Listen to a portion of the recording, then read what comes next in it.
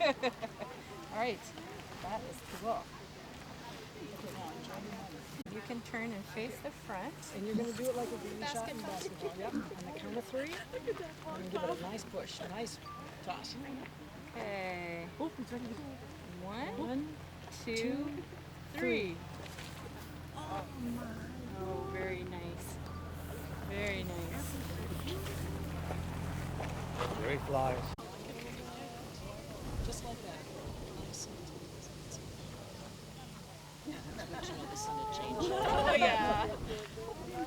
All right, now let's have a Merlin bouquet right in front here, right on the orange in your shirt. It looks great against the orange.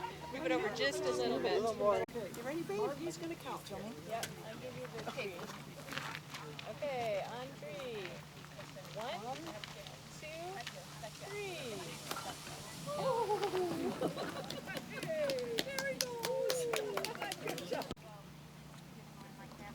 He's coming back. He wants more of that finger. Would you like a Merlin? Got it? Sort of like holding an ice cream cone, isn't it? Yeah. I know. Can you feel it? Can you feel the beat? Tight? Okay. Don't too tight. Oh, cute. Very cute. Okay. Now we're gonna have you hold it up in the air, and we're gonna count to 3, and you can push it up in the air when I say 3. Okay? All right. 1, 2, 3. Big push. There you go. And so actually, and we have, this is kind of cool because she's kind of a smallish female and she's kind of a bulky female. This one's a year old and her size probably is working to her advantage in her survival. About 80% of young birds die in their first year. And the ones that we get that are adults are usually just they can be really, really feisty. They can be really aggressive. They're usually kind of big. And so those are all things that make it easier for them to survive that first year. It's hard being a bird in the first year. They don't carry fat on their bodies like we do, so they can't go 3, 4, 5 days without eating. I just get ornery if I go a few days without eating, and I try to make sure that never happens. But they will become too weak to hunt quickly. And so, if they miss on, several hunts in a row, they're kind of in a downward spiral that needs to correct itself pretty quickly, because once they become weak and can't hunt, then they just kind of get behind the avalanche of bad events that can happen. So we know that these are sharp-shinned hawks by their size and shape. So they're relatively small hawks. They're members of the accipiter family. So they have short, round wings, long, skinny tails. Accipiters tend to eat birds. They tend to be woodland birds, so they are chasing their prey through a lot of vegetation. And so these short, round wings give them speed. They can flap these wings really fast. The long, skinny tail gives them great maneuverability because they need to be dodging and weaving and following their prey through the gaps in the bushes and the trees. So the difference in ages, we have yellow eyes on the youngsters and orange eyes on this 1-year-old. And next year her eye will become a darker orange, and it'll just keep getting darker until it's a real dark cranberry red. On the youngsters we have vertical brown streaks, and on the adult we have more of a rusty color, more horizontally barred streaking. And then on their backs we have brown feathers with rust-colored tips on them on the youngsters, and she's got nice smooth slate gray feathers.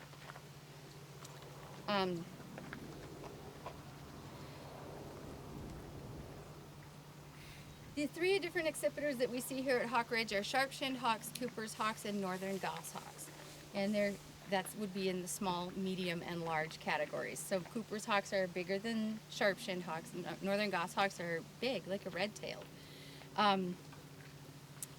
They can be kind of hard to tell apart, especially between the female sharp-shinned hawks and the male Cooper's hawks. They can be real close in size to each other. They can be kind of hard to see. Sharp-shinned hawks tend to look like they have a smaller, more delicate head. They were just getting up and going hunting, and what they did was find themselves in a net. We use lures that look like injured birds, and so as they're traveling through the woods, they see these lures, they come down to go for the lure, and then they get caught in the net. The banders get them out of the net, put a band on their leg, and write the band number down first thing, because if this bird goes bloop bloop and is out of my hands, at least they have the band number and the species down. It does it? Yeah. Oh, look at that, yeah. I was just pointing out that this one right here has a broken talon in the back, so it looks just like a little stump there. Just kind of interesting to see. That's fascinating. The most interesting things come into our banding station. We've had birds that are blind in one eye come in. We've had birds, big, heavy, healthy, red-tailed hawks who only have one foot that works, you know, and so that's great indication of how tough they are and how they can survive when they're not 100%. So the fact that she's a year old and has this talon that's broken off, that's a testament to her survivability. I mean, I won't use the word dumb, but you know, they're not as, they're just not as experienced. So this is a broad-winged hawk. This is going to be hopefully the bird of the weekend. We try to plan our festival around the migration of broad-winged hawks. They don't know that though, so maybe the big day was Sunday when we had 15,000 of them fly past. I'm an optimist though, so I am believing that this weekend is going to be our big day for broad-wings. So broad-winged hawks are small bootios. They are members of the bootios family. They are cousins, so to speak, to the red-tailed hawk and the rough-legged hawk and the red-shouldered hawk and the Swainson's hawk. Those are all members of the bootios family. They're kind of defined by long, wide wings. Sky, it might be hard to see them, but we will probably see lots of these today. What we look for in broad-winged hawks is this dark trailing edge of their wing. They have a black and white banded tail, is that what you just said? Yes, the adults do. It's much more obvious than this, or much more distinctive than this. So really, I mean, if you look at this bird, they're not that big. They look really big in the air. Can you open your wings for us, please? It would help if you spoke English. But they are just designed for soaring. Bootios typically will kind of ride the wind. They hunt by sight, and they kind of pounce on their prey. Broad-winged hawks are very, I don't want to say specialized, but their primary diet is reptiles and amphibians. So you'll often see them on power lines over swampy ditches because they're looking for frogs and snakes. Broad-winged hawks have the shortest migration window of the birds that we see here. It's why we can kind of plan our festival weekend for the peak of broad-wing migration, because we always can be relatively certain that we're going to have a large number of them coming through in a fairly short amount of time. Height when they get these wings open, and there's another view of the tail from below.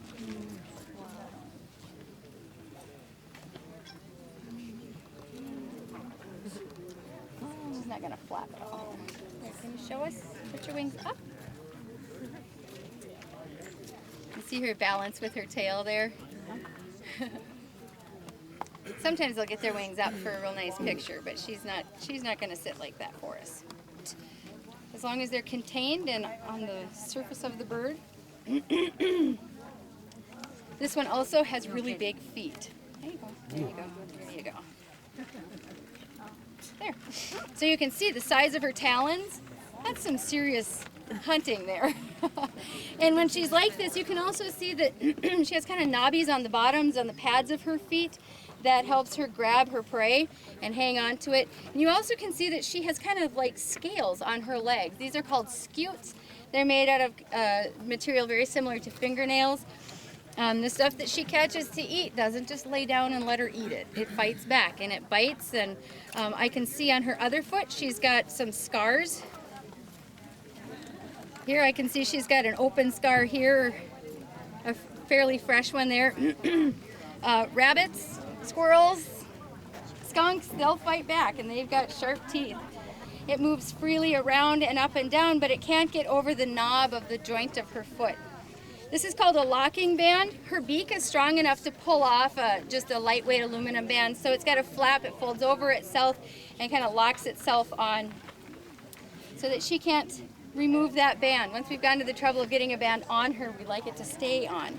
It's your video. But we get records then of where birds are recaptured. One of the most exciting recaptures of red-tailed hawks that we've had here at Hawk Ridge was a bird that we caught in 2006, and she had been originally banded here in 1977. Wow. What's the math on that? 29 years. But that is a long time for these birds to live in the wild. Broad-winged hawks, red-tailed hawks, rough-legged hawks, also Swainson's hawks, and red-shouldered hawks are members of the Buteo family. Hey. They're often in Africa and Europe, they're referred to, or their common name is buzzards. And so that's, you'll hear people talking about buzzards, and they're referring to a member of the Buteo family. To see, it gives us a really good opportunity to see the hole in her tongue. That's how she breathes, that's where she breathes. And then it also gives us a great chance to see that she has barbs on the back of her tongue that point down her throat. Sometimes if she's eating something that's not quite dead, it might be trying to get back out again, and those barbs kind of help keep encouraging the food to go down. How tight you're going to want to hold her, okay? Because once she goes into your hands, she's going to feel you thinking about releasing her, and she'll kind of maybe give a little tug. Just hang on to her. You'll have her nice and tight. She can't get away from you. And so we're going to take your photo holding her. You're going to put both your thumbs in the back. So bring this hand, let go with this hand. Okay, so put the bird right here. Put your hands beside your thumbs beside your belly. Perfect, just like that. You got her nice and tight? Yep. Okay, all right. So first, Eric's going to take your photo here.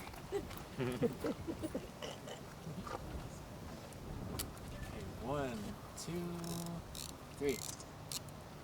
Nice. Yeah. You don't want to come home. So keep holding tight, okay?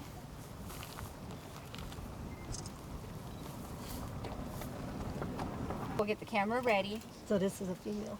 I think it's a female. Oh, I'm pretty sure that it is because she's so big. Oh, jeez. Yeah. You really are. Can you feel her power? Can you feel the power in her? Yeah. So I'm just going to have you turn towards the lake and hold her out. You need to give her a big throw up into the air, okay? Oh, yeah. Big throw. Wait till Eric says 3, though. 1, 2, 3, go!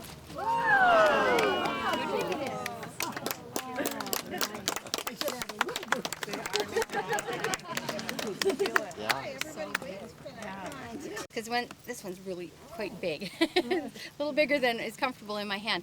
When they're doing this, you can look in their mouth and see the breathing hole in their tongue.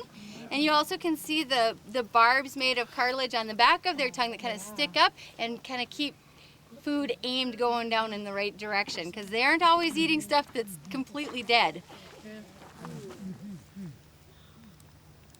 I want to hear everybody count. Okay, so this is Amy's birthday, so we're all going to help count to release the bird, but we don't start till Eric says go. Are you ready, Amy? Yep, go ahead. Okay. 1, 2, 3! Look how big it looks in the air. I mean, he's happy can fly. Yeah. Oh, man. Can you come back? She's coming back. She's mad. Oh, hello. Show us your belly. Free at last. She didn't smell. Why are you smelling the bird? Oh, no, it's a joke.